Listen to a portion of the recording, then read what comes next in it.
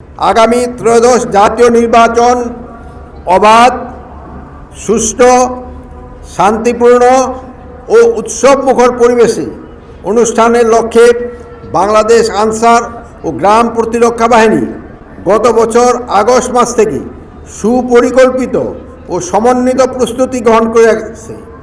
নূতন প্রশিক্ষণ নীতিমালার আলোকে ইতিমধ্যে ৫৬,০০০ উপজেলা থানা কোম্পানি আনসার, ২,৫৫,০০০ টিডিপি সদস্যা এবং ৩,০০০-এর অধিক আনসার ব্যাটালিয়ন সদস্যকে মৌলিক প্রশিক্ষণ প্রদান করা হয়েছে।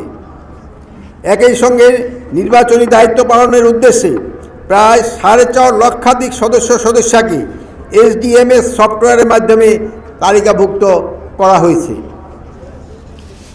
আসন্ন ত্রয়োদশ জাতীয় সংসদ নির্বাচন সারা দেশে মোট ৪২,৭৬১টি ভোট কেন্দ্র, প্রতিটিতে ১৩ জন করে সর্বমোট ৫,৫৫,৯৫৮ জন আনসার ভিডিপি সদস্য দায়িত্ব পালন করিবেন।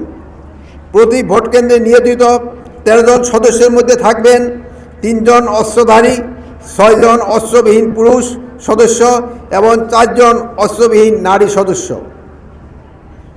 এবং অতিরিক্ত নিরাপত্তা ব্যবস্থার অংশ হিসাবে প্রতি কেন্দ্রে নিয়োজিত ৩ জন অস্ত্রধারী সদস্যের মধ্য থেকে একজন নির্বাচনকালীন সময়ে প্রিজাইডিং অফিসারের সঙ্গে সার্বক্ষণিক দায়িত্ব পালন করবেন। সারা দেশে ১,১৯১টি আনসার ব্যাটালিয়নের স্ট্রাইকিং ফোর্স টিম মোতায়েন থাকবে।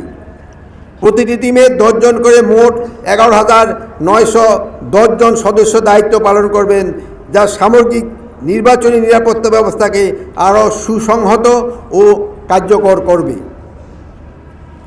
আপনাদের যে কোনো ধরনের অনৈতিক, পক্ষপাতমূলক বা দায়িত্ব বহির্ভূত আচরণ ও কর্মকাণ্ড যা নির্বাচন প্রক্রিয়াকে প্রভাবিত বা বিঘ্নিত করতে পারে তা থেকে সম্পূর্ণভাবে বিরত